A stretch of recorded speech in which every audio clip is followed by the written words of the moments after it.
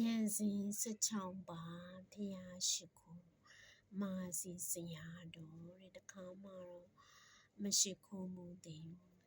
အဲ့တော့ပါဠိလိုတွေရွတ်ဖတ်ပြီးတော့နတ်ပြမာတွေနာကြားနိုင်အောင်ပူဇော်ပါမယ်အဲ့တော့ပတ်ဝန်းကျင်မှာရှိရဲ့နတ်ဒီပြမာတွေယောဂစုပုံမစုအာကာသစုနတ်ပြမာတွေကပါဠိလိုရွတ်ဖတ်တာကိုသူတို့ကနားလည်နေပေါ့နော်အဲ့တော့ပါဠိလိုရွတ်တာလူတွေအတွက်တော့မဟုတ်ဘူးနတ်ပြမာတွေ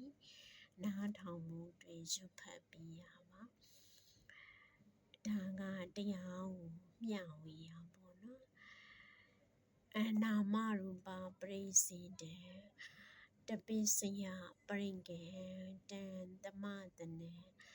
ဥဒိယပယညာနေသဘင်္ဂေကေဘယညာနံအာဒီနဝညာနေသနိဗ္ဗိန္ဒံအဋ္ဌ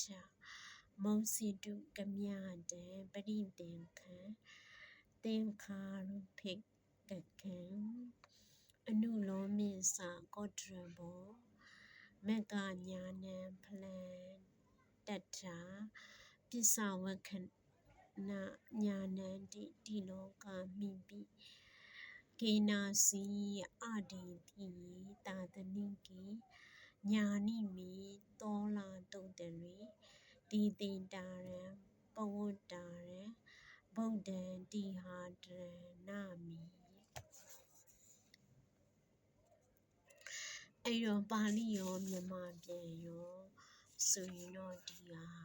အချိန်မလောက်ဘူးပေါ့နော်ဉာဏ်စဉ်16ပါးကိုယ်တိုင်တော့မှအလွတ်ကိုမရတာဖတ်ကြည့်နိုင်မိသွားတယ်အာထုတ်ထားနဲ့မိသွားတယ်တိကနာမရူပပရိစေယနှစ်ကပစ္စယပရိင်္ဂဟသုံးကသမတနာလေးကဥဒိယပိယငါးကကြတော့ပင်က6ကဘေယ9ကအာဒီနဝ10ကနိဗ္ဗိန္ဒ9ကမုစိတုကမြတာ10ကပရိသင်္ခာ17သင်္ခါရုပိခာ12အနုလောမ13ကောတရဘု14မေညံ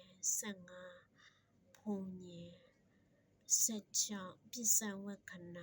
ညံမမမီအလွတ်တော့မရ